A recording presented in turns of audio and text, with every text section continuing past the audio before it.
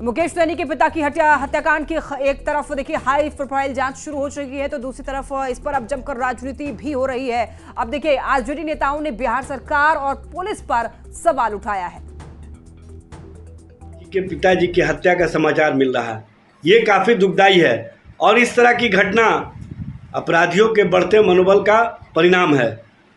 कहीं ना कहीं अपराधियों पर जिस तरह से शिकंजा कसी जानी चाहिए वो काम नहीं किए जा रहे हैं और अपराधियों के रहमो करम पर पूरा राज्य कहीं ना कहीं दिख रहा है।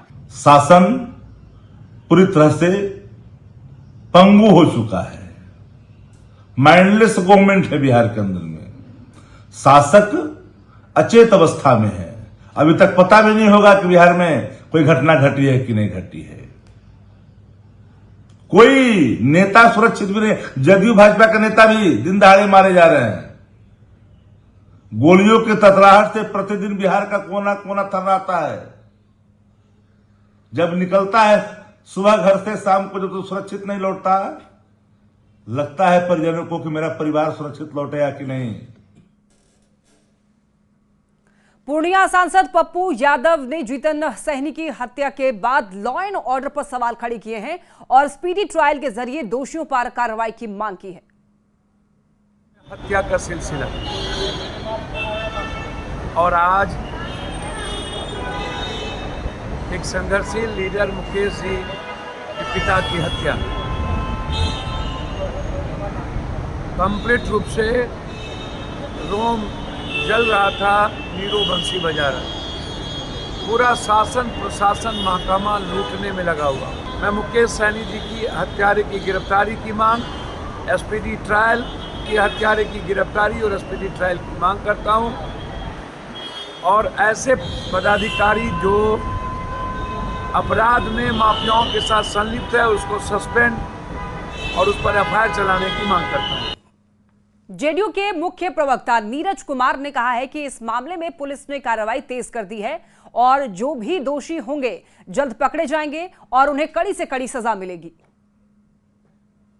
सैनी जी के पिताजी की जिस तरीके से हत्या की गई है वह मर्मांतक है, दुखद है, पीड़ाजनक है। पुलिस घटनास्थल पर पहुंच चुकी है। वैज्ञानिक अनुसंधान के तमाम जो साध्य होते हैं सबका इस्तेमाल किया जा रहा है। आपराधिक घटनाओं में जिन लोगों ने अंजाम दिया है उसको पुलिस खोज निकालेगी और घटना और न्यायिक प्रक्रिया तक उसको अंजाम तक पहुंचाएंगे।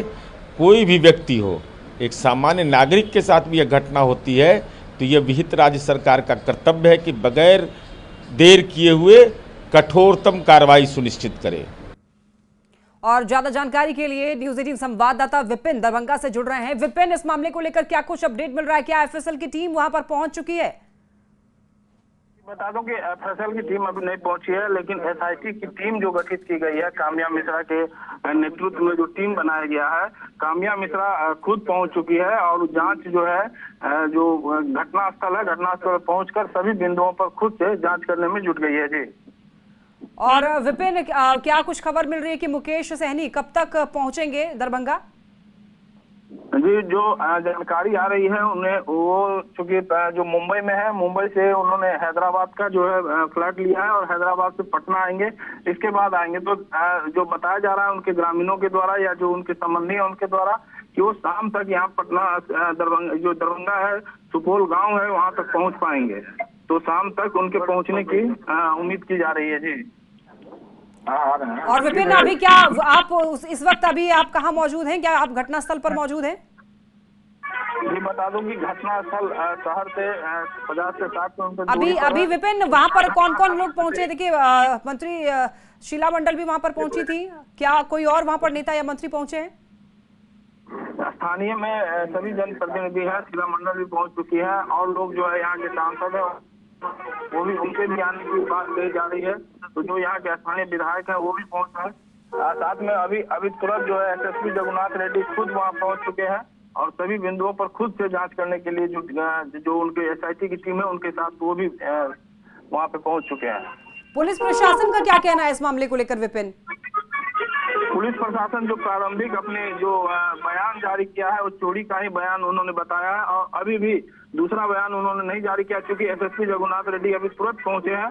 तो चूंकि उनके छानबीन करने के बाद ही वो बयान जारी कर पहुंचे हैं। एसआईटी की जो टीम गठित है, सारे टीम के लोग कुछ देर का एसएसपी जांच करके निकलेंगे कमरे से। उसके बाद उनसे जब पूछा जाएगा सवाल, तो उनका क्या पक्ष रहता है, उसके बाद ही स्पष्ट हो पाएगा कि पुलिस की जो थ्योरी है, चोरी की थ्योरी है, या जो क्या सामने आती है, वो देखना होगा। जी विपिन, इस घर में मुकेश सहनी के पिताजी के अलावा और कौन कौन रहते थे?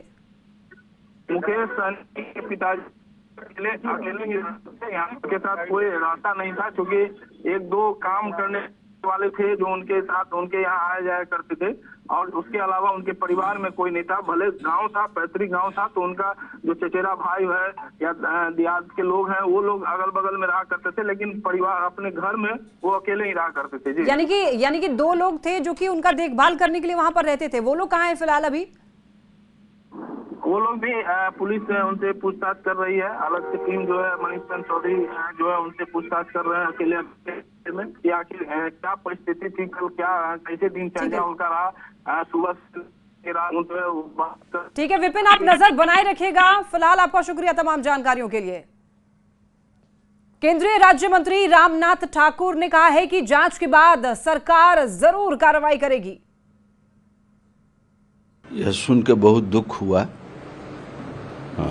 उनकी आत्मा को शांति मिले, लेकिन हत्या का कारण जांच उपरांत जो हत्यारे हैं उन पर कार्रवाई बिहार सरकार करेगी, ये मेरी पूरी उम्मीद है। और मुकेश भाई की पिताजी की हत्या, मेरे पिताजी की हत्या, मैं इसको इस रूप में देखता हूँ कि धैर्य और साहस के साथ इसका सामना करना चाहिए और हत्या करने वालों के विरुद्ध में कार्रवाई निश्चित रूप से बिहार सरकार करेगी।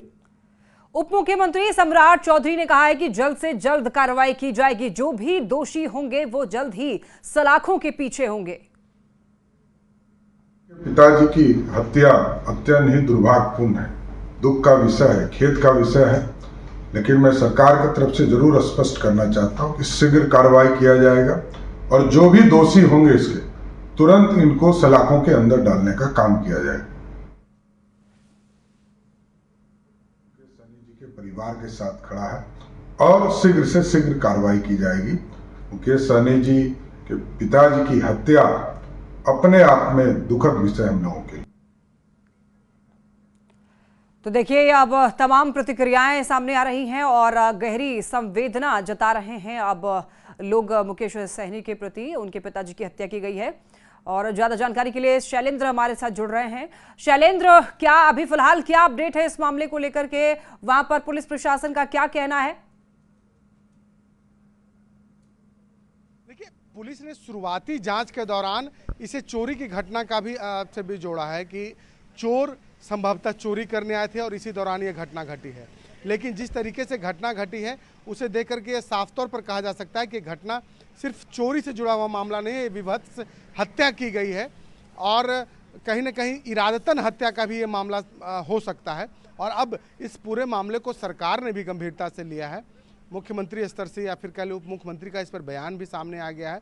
उन्होंने कहा है कि जो कार्रवाई है वो पुलिस कर रही है, पुलिस को कार्रवाई जल्द से जल्द करने का निर्देश भी दिया गया है। दूसरी ओर पुलिस ने एसआईटी की टीम का गठन कर दिया है। एफएसएल की टीम घटनास्थल पर मुआयना कर रही है, देख रही है। और सबसे बड़ी बात है कि पुलिस की जो जाँच है वो हर बिंदुओं की तरफ से, क्योंकि वो मुकेश सहनी के जो पिता हैं वो अकेले रहते थे।